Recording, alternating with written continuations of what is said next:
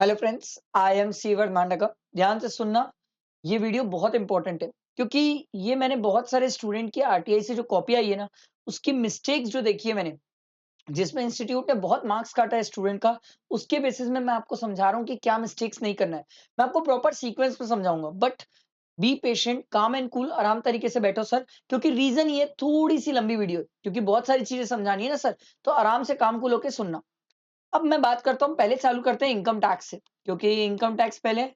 तो income tax में sir question 1 जो डिस्क्रिप्टिव होता है, उसमें मैंने पहली गलती ये देखी, स्टूडेंट क्या करते हैं, स्टार्टिंग में नहीं लिखते हैं computation of total income and tax liability of mister x, जो भी पर्सन है, for the assessment year under normal provision default scheme, ये नहीं लिखते हो। ये पहली गलती जो स्टूडेंट कर रहा है एग्जाम में। दूसरा, जब कोई स्टूडेंट लिखता है सर, ड्रॉ करता है और सॉल्व करना मतलब बनाना चालू करता है सर, वो हेडिंग नहीं लिखता है सर, पीजीईपी की इनकम है या ये इनकम है, वो मिस्टेक है। अगला, सर आप शॉर्ट फॉर्म यूज करते हैं। नेक्स्ट, सबसे बड़ी मिस्टेक, आप क्या करते हैं, जैसे मान लो मैं आपको एक आध एग्जांपल दे दूं कि सर कोई अगर चलो एक आध कोई एग्जांपल लेते हैं, ठीक है। लॉस ऑन शेयर्स, अगर ये दिया हुआ रहता है तो अपन नेट प्रॉफिट में ऐड करते हैं। स्टूडेंट क्या करता है, इसका शॉर्ट कर देता है सर, इसका शॉर्ट कर देता है, क्योंकि आखिरी में टाइम शॉर्ट होता है तो वो लॉस लिख देता है। कभी भी एक बात ध्यान रखना, जो क्वेश्चन में पूरा सेंटेंस दिया ना, उस सेंटेंस को कभी चेंज नहीं करना चाहिए। जैसा सेंटेंस है वैसा का वैसा लिखो। ये मैं नहीं, इंस्टीट्यूट बोलती है। अगर आप इस सेंटेंस को छोटा करोगे, डेफिनेटली आपका मार्क्स कट जाएगा। आई बात समझ? नेक्स्ट, सर कई सारी वर्किंग नोट्स लिखना पड़ता है हमें। बहुत सारे student are ignoring working notes. क्यों इग्नोर कर रहे हो मुझे नहीं पता। Working notes are very important, उसके बेसिस में आपको मार्क्स अलॉट होते हैं। एक स्टूडेंट बोला सर क्या यहीं पर नीचे लिख सकता हूँ, मैं चीजें एक्सप्लेन कर सकता हूँ? यस, आप चाहो तो यहीं भी एक्सप्लेन कर सकते हो, और बहुत बड़ा कैलकुलेशन है तो वर्किंग नोट में जाके दिखा सकते हो। इट्स योर चॉइस, बस अच्छा सुंदर दिखना चाहिए। आई बात समझ? ये मैंने एक गलतियां देखी। अच्छा, उसके बाद ये सब तो हम चलते हैं, थोड़ा सा कहानी और आगे बढ़ी।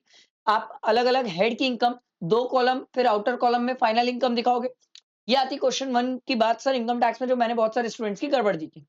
अगर कोई स्टूडेंट है, कोई अगर क्वेश्चन 1 में माइन्यूट मिस्टेक, छोटी-मोटी मिस्टेक कर भी देता है, तो हड़बड़ाने वाली बात नहीं है सर, स्टेप मार्किंग होती है, मिलती है सर। ठीक है? तो मेरे से अगर मान लो पीजीपी नहीं बन रहा है, आईएचपी बन गया, आईयूएस बन गया, तो कुछ मार्क्स तो मिल जाएँगे। ऐसे हड़बड़ाया मत करो। ठीक? ये चीज़ समझो। इसके बाद कहानी आगे बढ़ती है। क्वेश्चन 2 में मान लो इन केस क्वेश्चन 2 छोड़ो, अब क्वेश्चन 2 की बात नहीं बोलता मैं स्पेसिफिक, बट मैंने इनकम टैक्स के इंपॉर्टेंट चैप्टर्स की वीडियो बनाई है, उसमें मैंने बताया सर पेपर पैटर्न क्या होता है, आप देखना उसको। अब अगर रेसिडेंशियल स्टेटस में एग्जाम में लिख रहा हूँ, तो रेसिडेंशियल स्टेटस में सबसे पहले प्रोविजन लिखना चाहिए। बहुत सारे स्टूडेंट क्या करते हैं, मैं आपको एक समझाता हूँ, थ्योरी लिखने का एक आर्ट होता है, आर्ट। और ये जीएसटी में बहुत काम आता है और इनकम टैक्स में कुछ जगह। सर जब आप थ्योरी कुछ भी लिखते हो, तो जैसे आप लॉ में बोलते नहीं हो सर, पहले प्रोविजन लिखो, फिर एनालिसिस लिखो, फिर कंक्लूजन लिखो। थ्योरी में कुछ वैसा ही होता है, बस हेडिंग नहीं लिखनी होती है। हमें क्या करना होता है, जैसे मान लो मैं रेसिडेंशियल स्टेटस किसी का डिटरमाइन कर रहा हूँ, तो पहले बताऊं तो सही कि मेरे को अगर किसी भी इंडिविजुअल को रेसिडेंट डिक्लेयर करना है, तो बेसिक कंडीशन है एज पर सेक्शन 61, ये सब लिखना चाहिए। सेक्शन ना भी याद हो कोई बात नहीं है, as per the provision of income tax act, ये लिख लो चलेगा। बट आप पहले प्रोविजन लिखो। आप स्ट्रेट फॉरवर्ड पहली लाइन किसी को ये मत लिख दो कि वो रेसिडेंट है कि नॉन रेसिडेंट। बट हाँ, ये याद रखना, जब भी थ्योरी में आप कभी कोई कंक्लूजन लिखते हो, वो कंक्लूजन की लाइन अलग से दिखनी चाहिए। आ रही बात समझ? कंक्लूजन की लाइन अलग से दिखनी चाहिए। ये चीज़ का अगर आप ध्यान दोगे इनकम टैक्स में, डेफिनिटली बहुत हेल्प करेगा। क्योंकि सर मान लो अगर मैं किसी को रेसिडेंट डिक्लेयर कर रहा हूँ या नॉन रेसिडेंट डिक्लेयर कर रहा हूँ, तो ये चीज़ का ध्यान रखना ना सर, एग्जामिनर को लास्ट में वो लाइन अलग से दिखनी चाहिए कि वो बंदा रेसिडेंट है कि नॉन रेसिडेंट है। उसके पास पूरा पढ़ने का अगर टाइम नहीं हुआ, तो उस लाइन के बेसिस में भी मार्क्स दे सकता है। तो it's very nice. I personally think ये चीज़ समझनी चाहिए। रेसिडेंशियल स्टेटस की बात हो गई।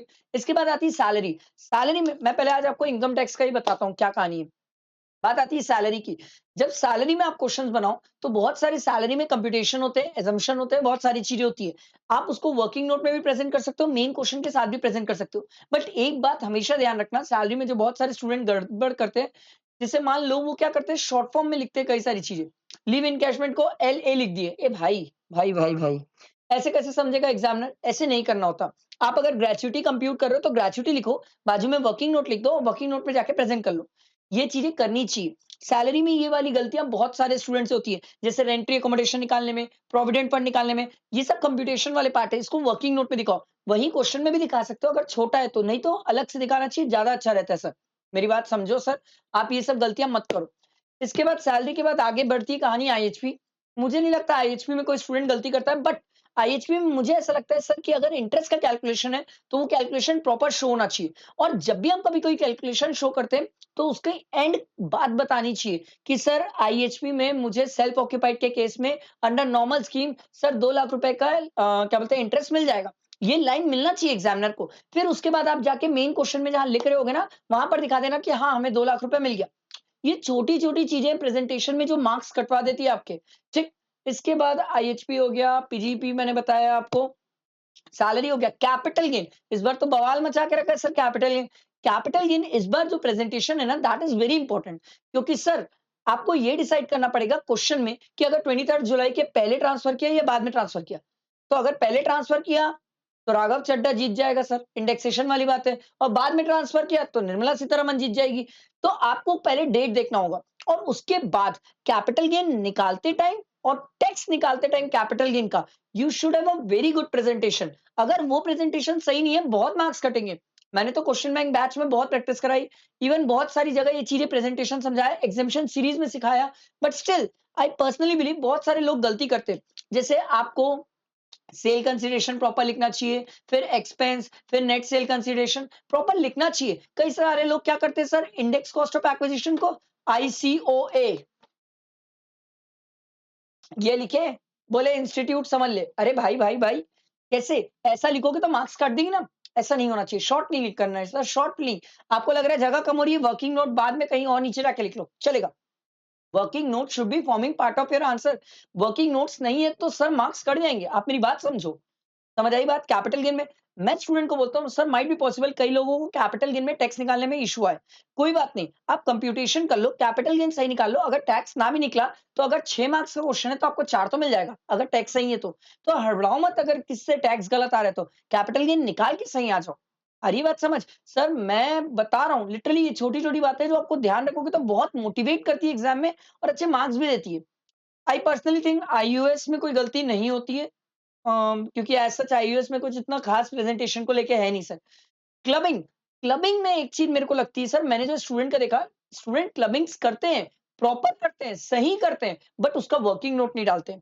क्लबिंग तो कर देते हो, अब जैसे 115 बीएससी लिया, तो माइनर का सर क्लबिंग का मिलता नहीं है 1500 का एग्जम्पशन।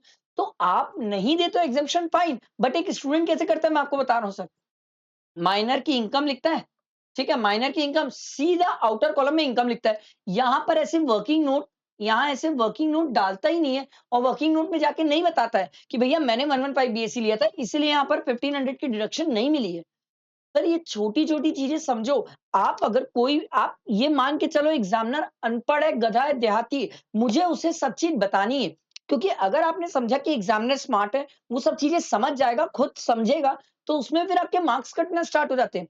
आपको ये चीज़ समझनी होगी। इसीलिए बोलते हैं टैक्स का पेपर होता 5 घंटे का है, बनाना 3 घंटे में। क्योंकि sir you need to be very fast. कोई अगर टैक्स के पेपर में शुरुआत में स्लो है ना, तो डेफिनिटली उसका पेपर छूटेगा। आपका पहले सेकंड में से बहुत स्पीड होनी चाहिए सर। हैंडराइटिंग वगैरह इतनी मैटर नहीं करेगी। आप बस स्पीड लिखो, बहुत फास्ट लिखो। अगर स्लो हो तो पेपर छूटता है टैक्स का। आ रही बात समझ? तो ये छोटा-सा ध्यान रखना। मेरे को लगता है क्लबिंग में सेट ऑन सेट ऑफ, अरे बाप रे बाप! बहुत ब्लंडर। मैं स्टूडेंट को बोलता हूँ सेट ऑन सेट ऑफ में जैसे-जैसे वो ट्रांज़ैक्शंस पढ़ता है, पोस्टिंग करते जाए। ल सर उसके बाद सीक्वेंस याद रखें सर।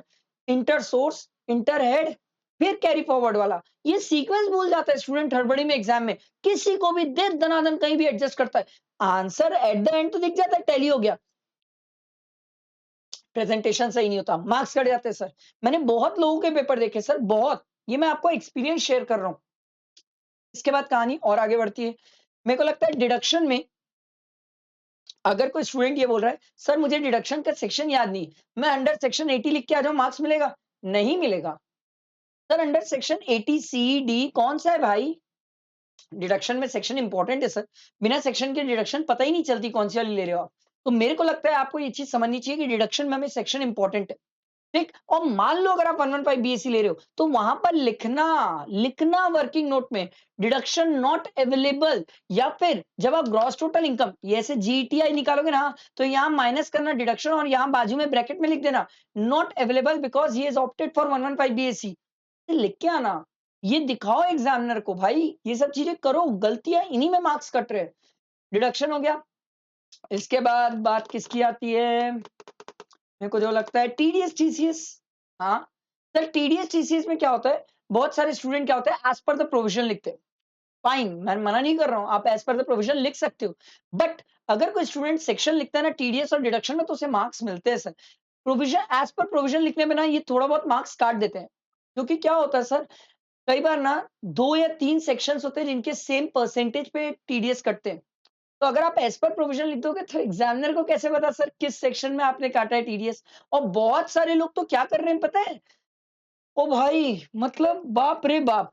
सर एक बात समझो, डिविडेंड में टीडीएस 10% है, यूनिट्स में भी 10% है। स्टूडेंट क्या करता है स्ट्रेट फॉरवर्ड आंसर लिखता है सर, सीधा 10% टीडीएस काट दिया। इंस्टीट्यूट भी सदमे में, भाई ये 10% कहाँ से लाया? आप एज़ पर प्रोविज़न नहीं बता रहे हो, रिलेवेंट लॉ नहीं बता रहे हो, ये क्या है? ये सब गलतियाँ नहीं करनी है, नहीं करनी है। पहले प्रोविज़न लिखो, एक लाइन बाद में, और हमेशा याद रखना, अगर टीडीएस कट रहा है, नहीं कट रहा है, अलग से एक लाइन छोड़ के लिखना, उसको दिखाना कि हाँ भाई देख मेरा टीडीएस इतना कट गया, मेरा टीडीएस नहीं कटेगा। नहीं बताओगे क्या एग्ज़ामिनर पैराग्राफ में ढूँढे? देखो, आप एग्ज़ामिनर का टाइम वेस्ट नहीं कर सकते। आप जितना उसका टाइम बचाओगे, उतना मार्क्स वो आपको ज़्यादा देगा। आप जितना उससे मेहनत कराओगे, वो आपको मार्क्स कम कर देगा। आप मेरी बात समझो। रिटन फाइलिंग तो थ्योरी है सर, आई पर्सनली थिंक इतना कुछ खास है नहीं, और कोई चैप्टर नहीं। तो मैंने मेरे हिसाब से आपको आज इनकम टैक्स के हिसाब से सब इंपॉर्टेंट चीज़ें बता दी। इसके बाद नेक्स्ट वीडियो में बताऊँगा कि जीएसटी में लोग क्या मिस्टेक्स कर रहे हैं, क्योंकि ये आपका समझना ज़रूरी है सर। आ रही है बात समझ? बैठा है दिमाग में? क्लियर हुआ? लाइक करना और फ्रेंड्स को शेयर करना, ठीक है? चलो, थैंक यू।